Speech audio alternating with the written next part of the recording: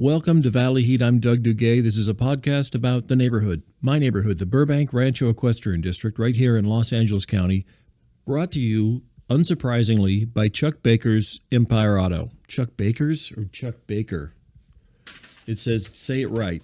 Okay. Chuck Baker Empire Auto is right. I don't know if he's giving me a test here. It says Chuck Baker's in the copy. Anyway, Chuck Baker Empire Auto. If you've ever been in love... Chuck has been doing this on Good Morning Burbank, the Valley Heat Patreon episodes as well. He's running these promos, but they're not promos. He's just trying to get his ex-wife back. They had this infamously public angry divorce about 12 years ago. It started over their business, Empire Auto. It was originally just called Empire Auto, not Chuck Baker's Empire Auto. And it was in San Diego, where they lived then. Joanne wanted to move their business to Ojai, and Chuck did not. And he didn't even let her know he was mad. She just walked outside, and Chuck hired a guy. You know those parachute guys, the skydivers, when they put the colored smoke canisters on their feet as they're falling out of the sky, and just a stream of colorful smoke comes out of their feet? He hired a skydiver to fall out of the sky with smoke coming out of his ankles, blowing an air horn, and land right in front of her and hand her the divorce papers.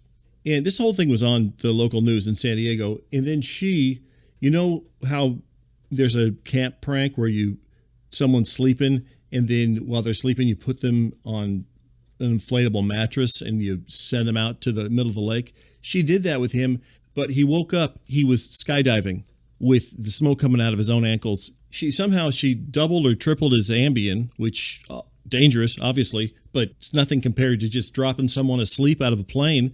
He woke up. He had the signed divorce papers duct taped to one hand and a bottle of champagne duct taped to the other. So in terms of a match, Joanne, she's got his number, but I guess he's realizing now he still loves her. I'm not going to read the copy he sent me on this. I'll give you this piece of the promo he wrote. Joanne, I still love you, and I'm sorry about most of it. I wonder why it didn't work out. Okay, here's the song. Joanne, I hope your ears are burning, 'cause I'm talking about you, Joanne. 'Cause all my tears, they're still yearning for you, Joanne. And after all these years, I'm still burning for you, Joanne. I bet those heads are still turning for you, Joanne. Remember when we rode to the Hoover Dam? I still love you, Joanne. Am I surely still burning for you, Joanne? And I'm still coming regular for you, Joanne. This better rhyme. All we're missing is an ampersand. Just you and me, Joanne. They used to call us pork chops in a pan. Hey, did you guys know a lot of things rhyme with Joanne? Breaking us in two was not my plan.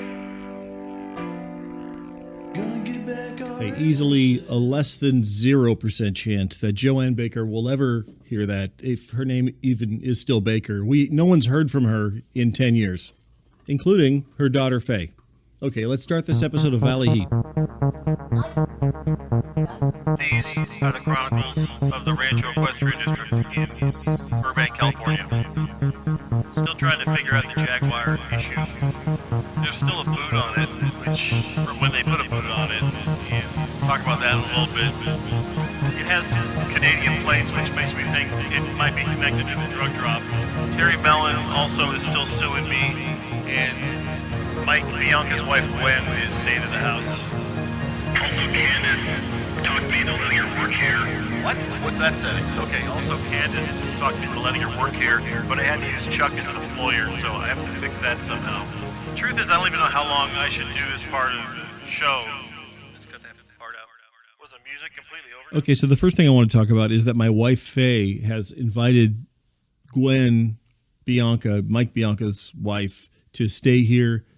They're having a big fight because, well, you may not remember this, but Gwen is having an affair with renowned unpublished ebook author and Burbank therapist Leon Driscoll. So a lot has happened with that already. I'm going to talk more about it later. First, I want to give you an update on the Jaguar, which still has a boot on it. Just give you a little recap in case you don't remember. For about 5 months now, there's a Jaguar that's been parked outside the house, hasn't moved at all. It gets filthy, animals live under it. I tried to get the cops to tow it away, and a cop came out and said, this isn't a big deal, and she just put a boot on it. So now there's a booted Jaguar with possums or raccoons or both living under it. I clean this thing at least every 2 weeks at this point because not only does this possum keep building a nest under it, but it's really become like a fun tradition for kids to come by and put little paper mache sculptures on the car. It started when someone made a pizza delivery sign and put it on top of the car. And then later somebody made these big paper mache sunglasses, which honestly were pretty funny. They put them on the front of the car. It looked like the car was wearing sunglasses. Someone built a McDonald's drive-thru with a guy, employee, taking an order from somebody in the car. I don't know how these kids are building these things overnight. I wake up and, I mean, it's like crop circle work with these guys. I mean, there is an aspect to it. It looks like an art installation. I felt bad taking down some of them. One morning I woke up and they had built a full-size tow truck, just like it was towing the car away. But the point is, firstly, it's not unrelated to the drug drop. The Canadian plates, it's just way too much of a coincidence that the whole drug drop thing that was happening in the neighborhood, it was being run by a Canadian pharmacist, John McDonald's wife. And Candace, as you know, our former and maybe current pool person, she was arrested for working as a runner for John's wife. John's wife, she was not arrested. Canada, I guess, just doesn't care, but I know she can't enter the U.S. And the thing is, Faye does not want me to have anything to do with this car, obviously. I told her that I would leave it alone once the boot went on. But then this thing happened with John McDonald, who is living down here temporarily because he's training for the next Burbank International Foosball Tournament. And he called me to strong-arm me into letting Candace work here, which I don't know that I can. She has an ankle monitor on. I had to tell Candace's parole officer that Chuck was her employer just to let her clean the pool here, which I really didn't want to do. And Chuck is obviously still furious about that. I'm not sure what I'm going to do about it. But John called me, and here's what happened. Hello? Hey, Doug, it's John McDonald. Hey, John. Yeah, man. Hey, I heard you hired Candace. I think that's a really good thing. Okay, well, I didn't hire her. Really, it was a mistake. She's very dependable. I'm a great worker. I mean, everybody. Well, the thing is, if you want to know the whole story, I'm still actually trying to figure it out. Oh, you're trying to figure it out? Uh-huh. What's there to figure out? Well, I ended up involving my father-in-law is one of the problems, and so I'm trying to I mean, I think you better figure it out, man. I mean, I don't know what you're... She's a great worker. I don't know what else you'd be looking for in an employee. Well, actually, there's a lot of other things I'd be looking for, okay. ideally. Hey, you know what? Let me help you figure it out. Well, I'm doing my best. It's not up to me, is the thing. Did you hear what I said about Chuck? Listen, you owe me. Okay, I knew. And you know that. What? How do you think I owe you? Yeah, after that whole foosball tournament fiasco. John, you initiated a public discussion. Trying to get in my head with that whole drug drop thing, and then you got me arrested. Okay, well, I'll take the previous remark, but how did I try to get you arrested? You know, and now my wife can't even come down here from Toronto because of all these charges. John, the charges are accurate. Your wife was dealing drugs. Hey, so listen to me. Since you're going to do me this favor and let Candace work for you, which you are going to do, I'm going to go ahead and do you a favor. I don't want a favor from you. I'm not asking for it because I can't do what you're asking me to do. What's it do with that Jaguar that's been parked out there? How do you know about the Jaguar? Well, I know you're upset about it. Yeah, I am upset about it. It's been there for months. I'll tell you what I'm going to do for you. I'm going to get it out of here for you. How would you do that? What are you saying? Why don't you take a look out your window? Because I'm about to solve all your Jaguar problems. You cannot be serious. John! The car has a boot on it. What are you doing? You can't see the boot? Hey, it's got a boot on it. Yeah. Why didn't you tell me it had a boot on it? How did you not see it? It's made to only be seen. The wheel well's all bent up now. I cannot believe. John, stop! What are you doing? Sorry. I hit the gas again. Just please stop and get out of the car. Fine. Okay, so you heard that. I walk out the front door. He's been sitting in the car the whole time. He broke into that car. How do you break into a car and not know there's a giant neon yellow thing on the wheel? And this Jaguar now, it looks like someone crashed into it from the inside of the car. And now the whole left panel of the car is hanging off. There's damage you can see inside the car on the floor where the gas pedal is. So I got this bill from the city, not only for moving a booted car, but also for John carving up the asphalt with that boot. I guess Nick from Used Foosball Tables has this keyless entry fob. He can just get in any car and just drive away with it. I don't know what Nick's motivation would be to just let John use it, but John said, yeah, he just gave it to me. The one thing I do know is that that Canadian pharmacist was using international foosball tournaments to distribute those drug drops. And part of me can see why John didn't see the boot. In his defense, someone had built the car into like a little X-Wing fighter with paper mache, and it was going through, they built that little valley that Luke drives into in Star Wars when he's trying to destroy the Death Star. These kids had built the Death Star valley, or canyon, whatever we want to call it, around the car. I mean, they had even built Darth Vader's life-size TIE fighter and put it in the magnolia tree over the car. I mean, they recreated the entire Darth Vader chasing Luke scene in the first Star Wars. Every day for 2 weeks, this kid Mason Gill was driving by and he'd scream, "It's just like Beggar's Canyon back home," which, if you don't know Star Wars, that doesn't mean anything, but that's a multi-level prank. In terms of harassment, it's the most sophisticated I've ever seen. I'd be angry if I wasn't so impressed. The point is, I guess I can see John missing the boot with all that stuff going on.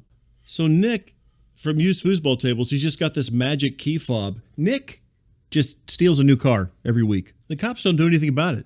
He stole a cop's car once. Not a police car, just a police officer's personal car, Mark Derry, a Toyota Corolla. Nick stole it, drove it around for a week. No one did anything about it. The car has a personalized license plate on it. It says M. Derry. Everyone knew it was Mark's car. Mark knew. I don't know what they have over the police department at Used Foosball Tables. Half the cops are foosball guys anyway, so, and foosball gals. Most of the police force in Burbank, female, primarily female, including the sheriff. All of them foosball guys and gals. Anyway, Faye obviously very upset about the damage to the car.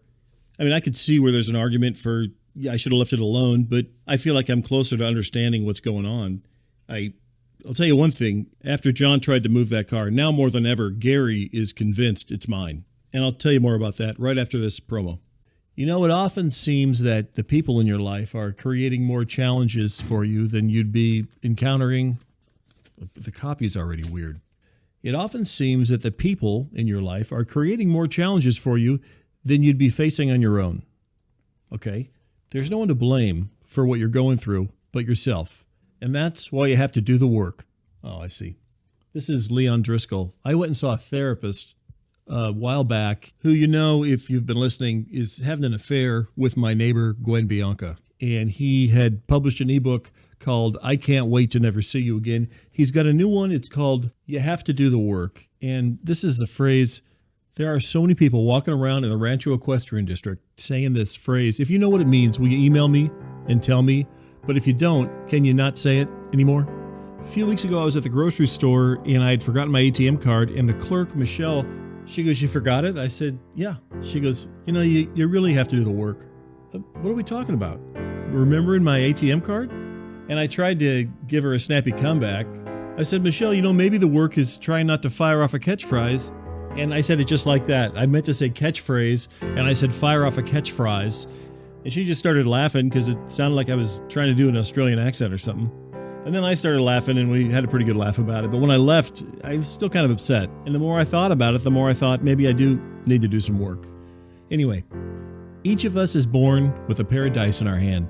And it's up to us how we roll them, when we roll them, or whether we roll them at all. Okay, I mean, I don't mind this part. The work you got to do is rolling those dice as many times as you can and not blaming anyone else for the numbers. Okay, honestly, I love this stuff, but keep in mind this guy's having an affair with my neighbor. They say you've got to work if you want to find yourself. There ain't no one around who can give you the help. You see, baby, you were born with a paradise in your hand. So shake 'em up good and keep rolling and rolling and rolling. Keep on rolling, baby, keep on rolling. Baby, you were born to roll. Keep on rolling, baby, keep on rolling.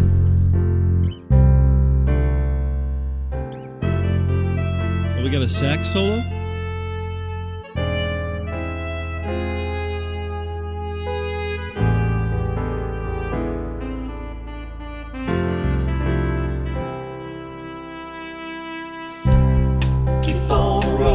We're still rolling? Keep on rolling.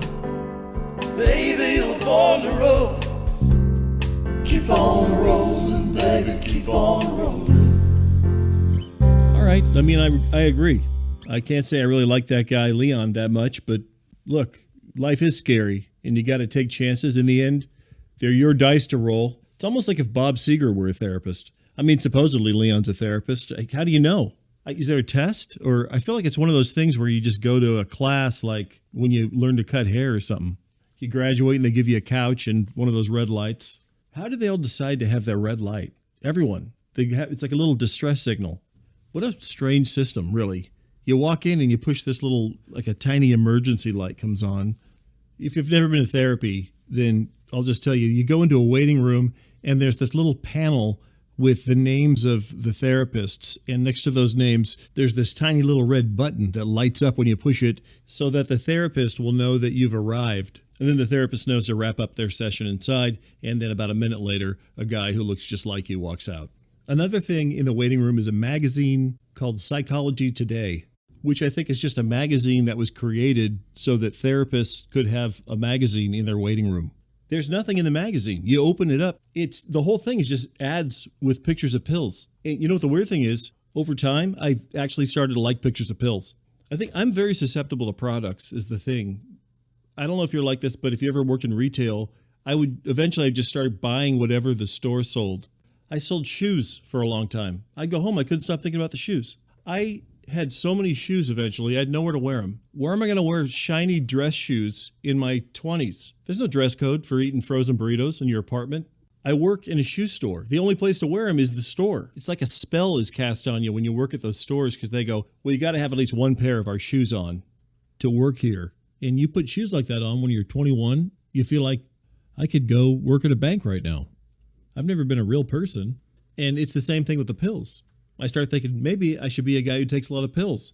Anyway, Gwen, who's having an affair with Leon Driscoll, is staying here because she's fighting with Mike, and she doesn't want Mike to know she's here, which he knows she's here. He's 2 houses away. What am I going to do if I see him at the store? Just not mention it? Mike is the type of guy who he already assumes you've got it out for him no matter what. And I've talked a little bit about this on Good Morning Burbank, the Patreon Valley Heat episodes. Ever since this trouble started with Gwen, Mike became a little obsessed with hummingbirds and hummingbird feeders. And I love hummingbirds. Everyone loves hummingbirds. But there's a certain point when there's so many, it's an infestation. And yeah, you can hear them going by the garage every once in a while. It's like a plague of locusts coming at you. Dean Fernari swears that he was being chased by a cloud of hummingbirds. He pepper sprayed them. If you just walk by Mike's house, you will hear a buzzing. It sounds like a horror movie. I thought I was hallucinating. I walked by the house and it's like the sun went behind a cloud. You know how the lighting gets when there's an eclipse? That's what it felt like. It was like the sheer multitude of wings is bending the light somehow. I looked over and Mike is standing on his porch in what looks like a cloud of some kind of dark magic. And his voice is, you know how it sounds when you talk through a fan? He goes, "Hey, Doug, how's it going?" But his voice is vibrating with that fan tremolo sound. And I've got this effect here. I can show you what he sounds like. Listen to this. He goes, "Hey, Doug, how's it going?" And I look over and I see a silhouette. Wait, sorry, let me turn this off. Sorry, so I see a silhouette. No, wait. I look over, I see this silhouette within all these birds. It looked like he'd conjured them. He sounds like, remember the Batman villain in one of those movies where you put a burlap sack over his head and then all this stuff would come out of his mouth? Scarecrow, that guy. Remember he'd spray you with poison and then he'd look like he had bats coming out of his mouth and stuff? Mike's out there on his porch looking like Scarecrow and sounding just like him. Oh, wait, I got a recording of the birds. Hold on. You have to hear this. When you get this many hummingbirds going, okay, this is what it sounds like. This is just a recording on my phone of all those birds outside his house. And then I hear this. "Hey, Doug, how you doing? A lot of hummingbirds, huh?" All right. Hey, was it even worth it to have an example? It's just weird. I'm just saying he's scaring people. And not because he's a scary guy. He's not a scary guy. He's going through a lot right now, and I understand it's a lot to handle, which is really where I was coming from when I told Faye that I wanted Mike to know Gwen was here, but he already knew. I just wanted him to know that I was thinking about him too. And I've got a reminder here from Faye. Don't talk about Gwen or Mike. But I mean, come on. Obviously, I already have. But when this whole thing started with this affair, both Gwen and Mike wanted me to talk about it. I mean, maybe it was out of spite, but they agreed that I could talk about it. Anyway, like I said, I wasn't supposed to discuss it with Gwen or ask her about Mike, but Faye had left the house for a little while, and I just thought it would be good to open up a discussion with Gwen and request that we could all have clear communication with Mike. And I didn't want him to think that I was somehow supporting Leon Driscoll in that relationship. I just wanted to alleviate any tension caused by Mike knowing she's here and us never saying anything about it. So I went ahead and I asked Gwen about it, and here's what happened. Hey, Gwen, can I ask you a question? Yeah. I know you told Faye that you don't want anyone to tell Mike that you're staying Please here. don't tell Mike. Yeah, but what I'm saying is, isn't that a little weird? How is it weird? I'm just saying, obviously he knows you're here. He's 2 houses away. Yeah. You know what, Doug? I'm gonna take my suitcases. I'm gonna leave. Wait, what? Leave? Wait. Faye told me this is gonna be fine. Gwen, And it is it's not fine. fine. It's completely fine. I thought Faye was a friend. Wait, she is a friend. She asked me not to have this conversation. She's very much a You friend. know what, Doug? You have to do the work. But what work? I'm saying you can stay. It's clear you guys don't want me to stay. I'm gonna leave. Gwen, can you come back? Gwen, come I on. asked for one thing. Simple favor of a neighbor. And I'm saying I'm happy to do and the I'm favor. on your lawn with my suitcase, so everyone knows I was gonna Gwen, stay over here. you gotta just come go to inside. the suitcase. Hey, everything okay over there? Terry, we're fine. Thank Why you. is it every time I see you, you're in an altercation with a woman? I find that Okay, curious. we'll take that remark. Thank you. Did you get my deposition? Terry, it's not a deposition. You served me a complaint. How are you a lawyer? Sorry, I'm in a lot of pain and I'm on a lot of medication, so I'm just a little distracted. Oh, I'm sorry, Terry. You got injured? Doug ran over me. That is not true. Again, when I get the GoPro footage. When you get it, from where? The photo mat? It's your GoPro footage, Terry. What, is that a suitcase? What are you, moving in? No, Terry, I was enough. showing Doug something. Why did she have a suitcase? Terry, I'll talk to you later, okay? Is Gwen moving into your house? No. How many women are staying with you? What are you doing? Why did you I stop want to see here? if you got my subpoena. It is a complaint. You're not a It's in subpoena. the same ballpark. It's not the All right, same I don't thing. have time for this. Okay, well, that makes all of us. Talk to you later. Plus, I can see Gary's walking over here, and he and I don't talk, so... Hello, Gary. I'm not talking to you, Terry. Sorry, I can't hear you. I'm riding away. Watch it. Oh, hey, Gary. Did you see all that? You got an earful? I'm not interested. I came over to ask Doug when he's getting rid of this car. Gary, I told you, it is not my car. Oh, that one's not yours? The one you've washed No. 3 times this month? Okay. It was dirty, is the Cool problem. little hobby you got there, washing strangers' cars for free. I'm trying to get rid I of don't know it. if you've got unpaid parking tickets or if it's being repossessed, but it's a filthy car parked in front of my car wash with animals living under it. Well, obviously we agree on that. Get rid of it. I am trying to get rid of it. I What tried is this? already. Is there a statue on it? Is this paper mache? I keep taking those off, and kids keep coming by and putting new ones on. It's a target for vandalism that you have built. Well, I agree it's a target anyone for care sure, that but he's I didn't sitting build out it. It's really not cool. Why are you Doug, saying that I built considering it? Val and I came over during the holidays and we brought you coffee. Coffee? You asked if I wanted your leftovers, We Gary. stopped by with that stuff for you, Doug. With your leftovers? It was a continental breakfast. Oh, that's nice. Fresh sourdough toast. It was. And there it was was cactus half-eaten. fruit from Supreme Grind in there. You know how much that cost? No, I don't, but it was your breakfast that you paid for, not mine. This is what he does, Gary. Gwen, why do you have suitcases with you? Okay, you heard that. Now more than ever, Gary thinks that's my car because John tried to move it. Really, there isn't a person in the neighborhood who doesn't think that's my car and it's getting impounded or something. Even more importantly, Gwen was obviously upset and she talked to Faye about it, and Faye is pretty mad at me. But I really just wanted to be straight with Mike. And you can't keep a secret from someone who already knows the thing. At least that was my theory. It turned out that Mike actually did not know that Gwen was here until she went outside and she was screaming and Terry overheard everything. Terry finds out something and the whole neighborhood is going to know about it. So ultimately you could blame me. I know Faye does. And then Mike was pretty upset too because he was the last one to find out that Gwen was here. And a couple hours after that incident in the front yard, he gave me a call. And anyway, here's what happened in the call. Hey, Mike, how you doing? I know she's at your house. I know you invited her in. Invited her in? Of course I invited her in. She's always welcome. I'm doing pretty good. Thanks for asking. I was going to ask you how you're doing. Mike, I know why you're Yeah, calling. I figured you might ask since you got my wife over there. I have her over here. I didn't kidnap her. What are you trying to say? She came over here on her I mean, own. I'm 2 houses up, and you could have stopped by. The Okay. door's always open. I'll stop by. How's that sound? That sounds great. I'll get a banana loaf out. Okay. So what, she's going to stay at your house now? I don't know what her plans are, but she's welcome Can to. I pay you rent? Mike, Come on. What do you want to cover the costs over there? Nothing. There's no costs, of course. Is she happy? I don't know. The way you're talking, she didn't leave you for me. I know she's mad about this therapist. He's not really the guy that she thought he was. You know, he's charging her for the sessions. Yeah, I'm aware of that. The man is charging my wife to have an affair with him. Mike, I know. I'm sorry. And by the way, I pay that credit card bill, so I'm paying my wife's therapist to have an affair with her. It's egregious. I So agree. here's the thing. Could you at least take down the recording of the conversation she had with her therapist that you put on your podcast? Mike, I cleared that with you. You actually asked me to put it on the podcast. I changed my mind, okay? I just changed my mind. I left it up because I thought you wanted it up, and now Gwen is the one that's asking me to keep it up. Yeah, because she's trying to destroy me. Okay, I destroy She you? wants to burn me to the ground until I'm just ash. Obviously, she still cares for you. You know, when things like this happen, sometimes they seem a lot more dramatic than they really are. Dramatic?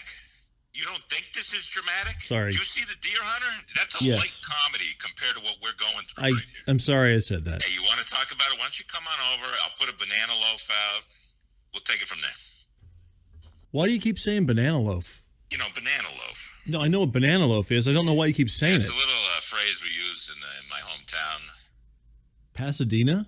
That's something you say Yeah, in we Pasadena? say, we're going to put a banana loaf out. Why? Is it a threat or something? Is it a threat? The way you're saying it, it sounds like a threat. I Yeah. don't know. Are you allergic to bananas? You got a No, gluten I allergy? think you know what I I'm don't know why saying. you think it's a threat. It's just Okay. a banana bread. I'll give you a slice, Doug. How about Yeah, that? you're saying it like some kind of East Coast Sopranos guy that kneecaps people. I don't know why you're talking to me like that. Sarcasm. Okay, Look, I'm not going to do anything to you. that was all I was asking. Like, I don't Okay. do things to people in this neighborhood. They do things to me. You remember when Nick put tar on my roof? Yes, I do. You know how much it costs to remove 550 pounds of loose tar from your roof? Well, I'm sorry that happened, obviously. I got to go. All right. I hope everything works out, Mike. Yeah, most likely nothing will, but Well, thanks. you're going to have to give it some time, Mike. Just tell me something. Why are you doing this to me?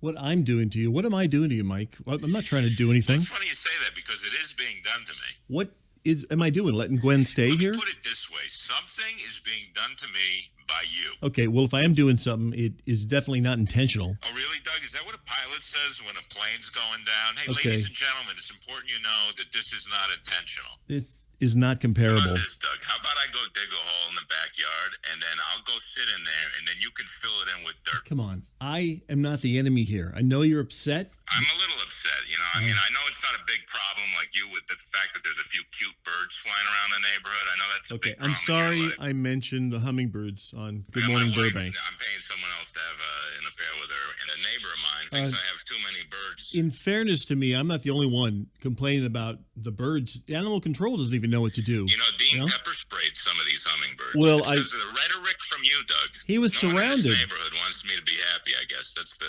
I'll tell you what, I'll stop by in a couple hours and we'll talk about it. Well, I won't count on it, but I'll be sitting here waiting. Well, you can count on it because I'm I'm stopping going to be by. out back digging a hole in my yard, so if you Mike, just want to pop come in on. and just finish the job, you know. I'll stop in and we'll talk. Okay, so you heard that. Hey, he's obviously upset. I don't know why he's doing a New York type accent. He's from Pasadena. The banana loaf thing is so puzzling. You'll put a banana loaf out. Okay, what are we talking about? What's the metaphor? A banana loaf? He's saying in Pasadena, they go, hey, I'll put a banana loaf out, and that's means what? I'm going to hurt you somehow or beat you up? It's like sleep with the fishes. Like if you get a fish in a box delivered to you, it means some guy sleeps with the fishes. When I saw The Godfather when I was a kid and they said he sleeps with the fishes, I thought that's weird that it's supposed to be scary because it sounds amazing. At the very least, it's funny. It sounds like there's a guy fluffing his pillow at the bottom of the ocean. I mean, mailing someone a finger, that's terrifying, but a fish, at best, it's kind of funny. Especially the way it happens in the movie when they deliver it to Sonny. His assistant, who works for Sonny in the Corleones, he just sets this big, messy package on Sonny's lap, and Sonny opens it, and there's all these dead fish. He goes, what's this? And his assistant goes, it's a Sicilian message. It means Luca Brasi sleeps with the fishes. And you think, why did his assistant give it to him like that? You put it in his lap and make him open this big, messy fish thing? Couldn't you just said, hey, some fish came, and It's not good. Don't worry, I threw it away already. I just wanted you to know that it showed up. I didn't want to make you open it and get fish all over yourself. Guy just throws it on his lap in the middle of a different conversation. Why'd you have to give it to me exactly the way they would have liked you to give it to me? The way they thought it up when they were wrapping these fish up? They were like, I hope he gives it to him like this. Whose side are you on? Well, did I hire you for dramatic flair? Michael. Anyway, the main thing is Mike's obviously upset. I'm going to stop by and talk to him, and obviously he's not really digging a hole in his backyard. Nick really did pour hot tar on his roof once, and Dean, like I said, did pepper spray those birds. The hummingbirds did not get hurt, by the way, if anyone was worried. Hey, Faye just walked in here. What is that? That was left on the car, so you're welcome. It was on the car? Michael. That's it. Faye just walked in here, taped a note to the door, just a 8x11 piece of paper. Says, what? You have no idea what you're up against. Okay, I'll talk about that in a second. Right after this promo. Hey, don't do that. That's Green Banana. He's looking for spiders. He jackhammers them with his beak. You hear that? First, it looks like he's trying to staple the thing to the wall. I didn't know parrots eat bugs sometimes. He's not supposed to eat spiders, though. They can be poisonous. But he doesn't get sick on them when he eats them. It's almost like he's drunk. It sounds like he thinks the spider's name is Michael, and he's trying to get him to walk over to him. Michael. It's like that movie Warriors. He does this thing. Like Warriors come out and play. Michael. Okay, there he goes. If you can see how fast his head is moving up and down, it's like when they shake that big can of paint up in those machines at the home supply stores. You'd think he was a woodpecker. Hey, can you be a parrot for a minute? Michael. Okay, so like I was saying, something just happened, and I want to tell you about it. I'll talk about it right after this. Okay, Vibin' at Midnight. This is Gary Janthony. If you know my neighbor, then you know he's a guy you don't want to live across the street from. But he's got a lot of businesses, like Living Room Wine and Cheese that Val runs, and he's got a brewery in his backyard, and of course, he has a drive-through car wash in his driveway. He also has an 80s-style arcade during the day, and at night he has Janthony's Night Garage, a nightclub that you can go to if you want to be in a garage pretending it's a nightclub. But on Thursday nights, Gary started this thing a few months ago called Vibin' at Midnight, and you go in at midnight, and instead of dancing, you try to stand there while the floor vibrates, and we're not talking mild vibrations. We're talking, you know, the mechanical bull that people do? That's how hard it is to stand on this thing. It's a contest to see who can stand on the vibrating floor the longest. But you got to be careful and bring a mouth guard, because Terry Mellon went in there. He wasn't supposed to be there, but he lost one of his canine teeth. And I mean, a canine, that's a real tooth. That's not one of those molars in back. You lose a canine, you better have a hockey story ready, because no one wants to hear about how you lost it on a dance floor. And Terry's just walking around the neighborhood pulling that temporary canine out, talking about suing Gary. But he did win that night, and if you're like him, you'll win free drinks for a month at Vibin' at Midnight every Thursday at 11:30 p.m. At Janthony's Night Garage thing.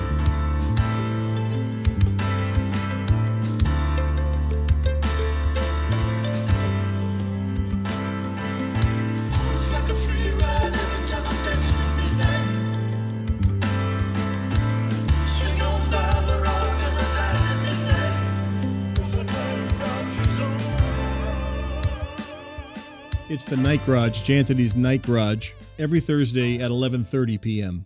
Also, a legal note, Terry Mellon is not permitted at Vibin' at Midnight or any Night Garage event. Hey, that's enough. Okay, so I told you I had one more thing that I wanted to talk about. Faye came in here and taped this note on the door, and she just walked out.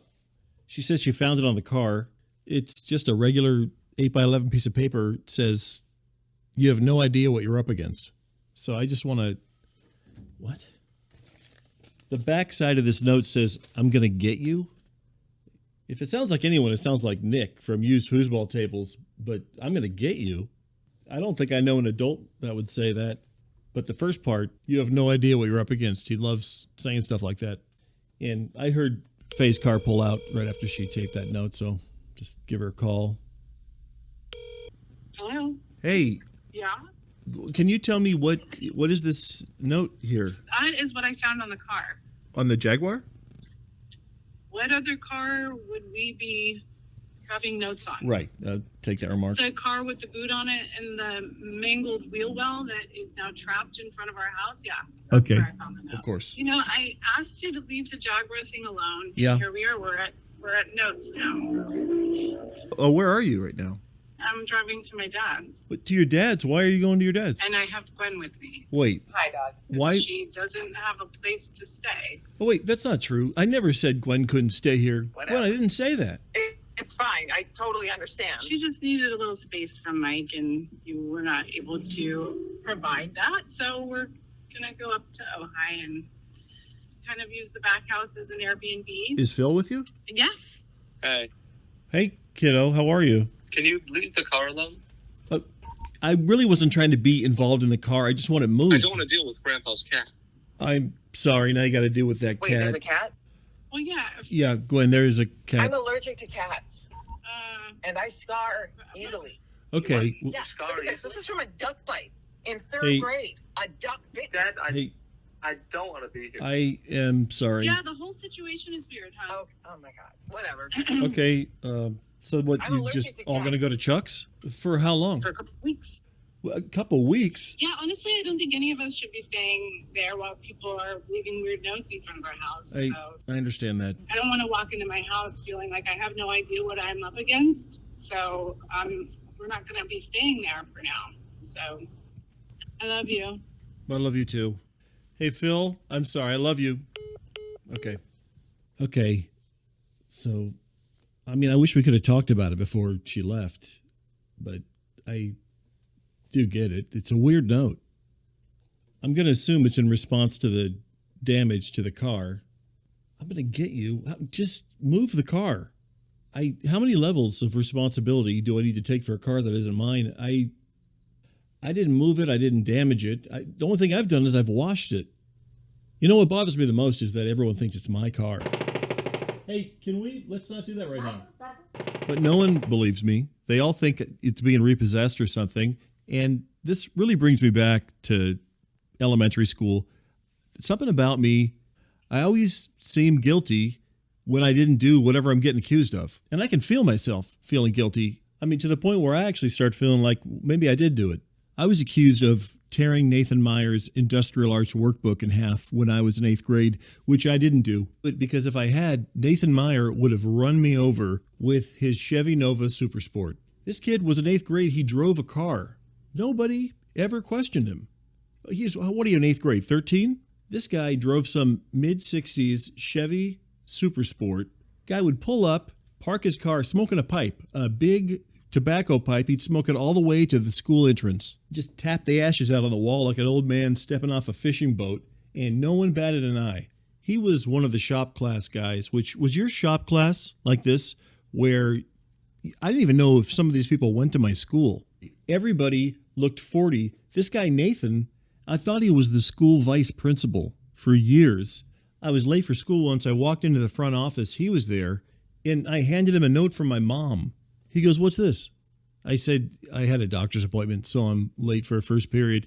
He punched me in the thigh so hard, I crumpled to the ground and just rolled myself sideways out the office door and limped to class. And this is while I still thought he was the vice principal. So I spent the rest of 8th grade and all of that summer thinking the vice principal leg punched me because I was late to first period. And I mean, that whole summer, it affected the way I felt about authority. I thought, well, sometimes a teacher will just punch you. And then in 9th grade, I was accused of tearing his workbook in half and realized, oh, that's not a staff member.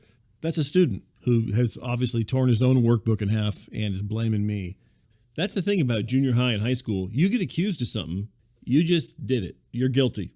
There are no defense attorneys for tearing workbooks in half or asking someone out really awkwardly in the school library, which happened to me with Julie Forster once. I just whispered, "Will you go out with me this weekend?" And she told everyone, I said, "Will you go out with me forever?" And then before I knew it, everyone thought I just had asked her to marry me in 9th grade. But what are you going to do? Sue in high school court? Who is charging me with this? Well, the judge, the jury, everyone in the courtroom, really even people that don't know you or know anything about the case, they're also charging you. Anyway, the point is, that brings up a lot for me. that everyone thinks this car is mine. Okay, and I had one more thing I wanted to say about the Jaguar, and I'll do it right after this. Valley Heat is sponsored in part by Burbank Skies. Okay, listen to this. So, hang gliding. Is it hang gliding or hand gliding? Whatever it is, where you're holding on to a big kite with wings. So this is just like doing the hang gliding thing, except your arms, they slip all the way into the wings like sleeves. So it's like your arms are the wings. It's like you're a bird. And this is Glenn Biasbo developed this. He's this guy he was in the Merchant Marines. He's been all over the world.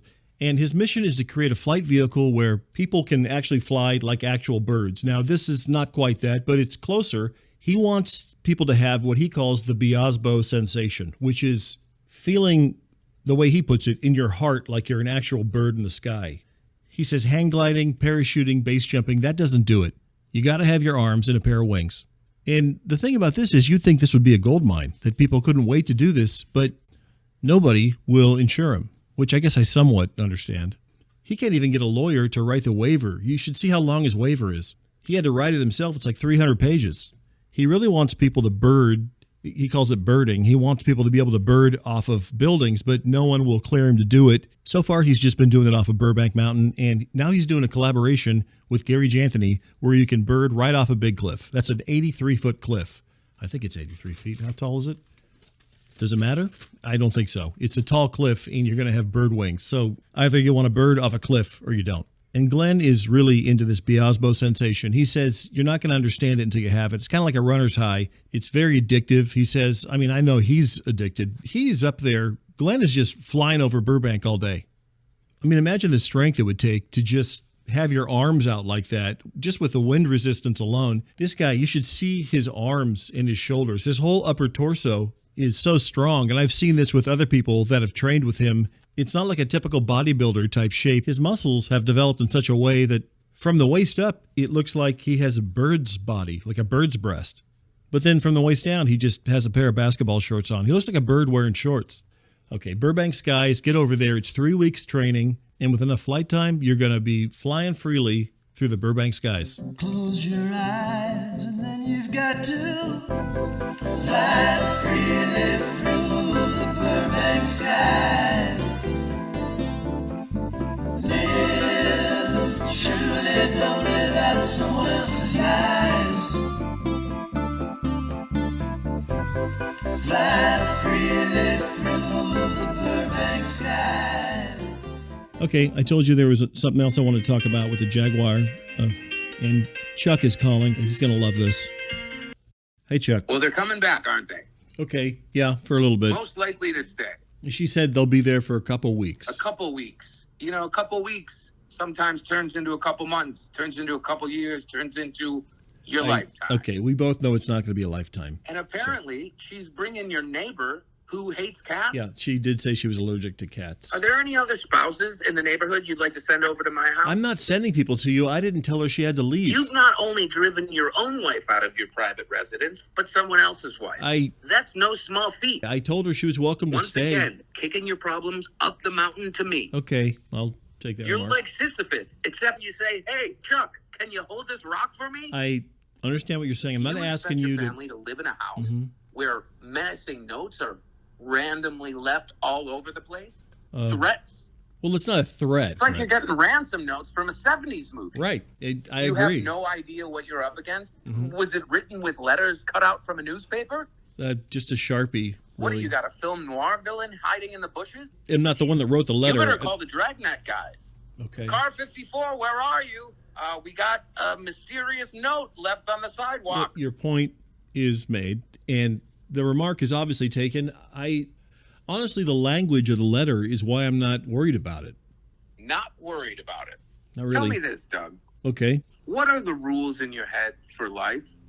The rules in my head? You throw darts at a Bible? How would I answer the rules Whatever they are. for life? They're wrong. Do you understand what a boot on a car is? Yeah, Chuck, I know what it is. And this boot I didn't ask him to move it. Restricts the car from moving. John moved it completely unprompted. Go ahead. Do you know anyone who isn't a psychopath? What? How many normal people do you have in your life? Besides me, my daughter, and my grandson. Okay. You know no normal people. I absolutely know normal people. How many?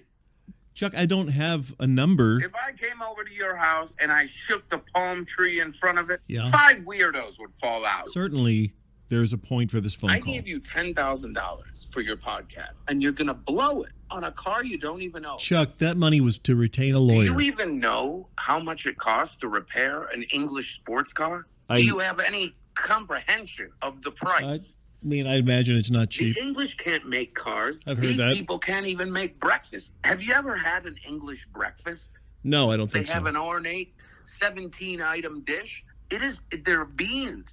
It's got beans. What does Their this have to- only valuable export since the 1700s Right. has been actors. Chuck- What kind of idiot would try and drive a car with a boot on Well, it? it's not my I car. wish there would have been a boot on your limo on the day you went to marry my daughter. I know you don't mean that. When I was taking pictures of your wedding, I was gathering evidence for the divorce. Chuck, you didn't take pictures at the wedding. There was a photographer. I still can't stop thinking Uh-huh. about how your DJ played Dust in the Wind 4 times. And that was when I'm trying to dance with my daughter as I gave her hand away to you in marriage. I'm telling you, I was not happy about it either. Who was the DJ? It was a favor to Gary. I hired his son Tony to DJ. If you hired 1,000,000 monkeys to DJ for 1,000,000 years, they would still never play Dust in the Wind by Kansas 4 times. I hired him as a favor to Gary, I told How you. many lewds do you have to take to play Dust in the Wind 4 times at a wedding? Chuck, he was 11 years old. You somehow found the one guy that would do it. He wanted to be a DJ, so I gave him a chance. Are we talking about the kid who burglarized your house and stole Phil's Christmas present? That was 4 years later. What mental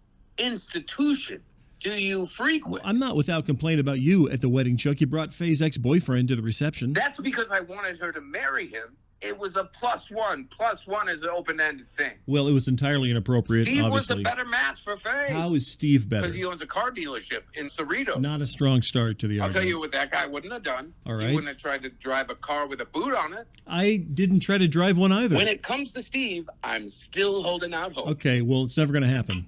Well, can I quote Kansas when I say, "Carry on, my wayward son. There'll be peace when you are done." Okay, so... And my daughter is no longer married to you. Well, you're a little more into Kansas than I thought if you know the lyrics. I am Googling. Do not accuse me of knowing Kansas lyrics. Okay, fine. You're looking up And the every lyrics. single one applies to you somehow. That's what lyrics are supposed to do. Masquerading as a man with reason. I don't need the full... My charade is the event of the season. I have no idea how that applies to me. Carry on, wayward son.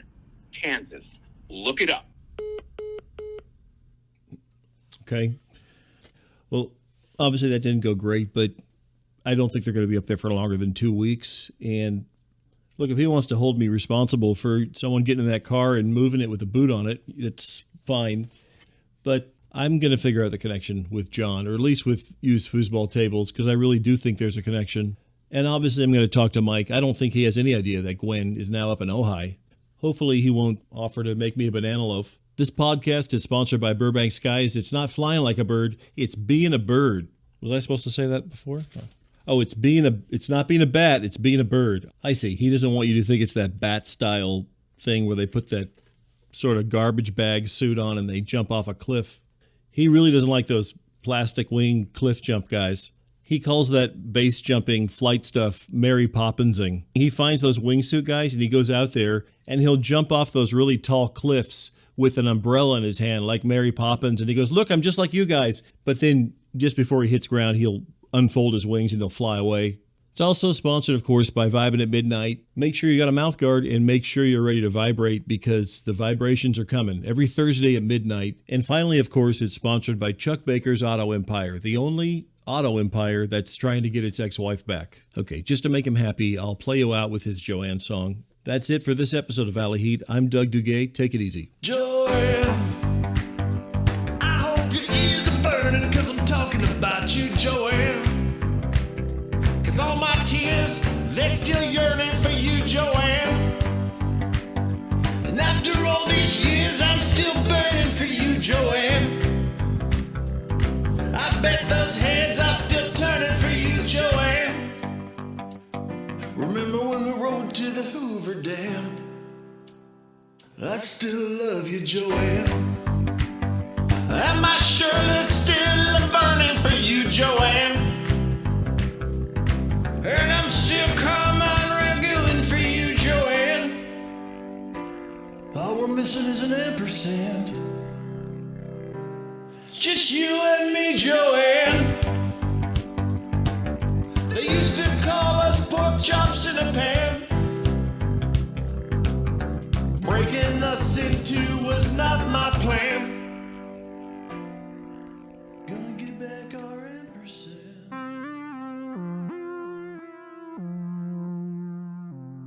Cameron said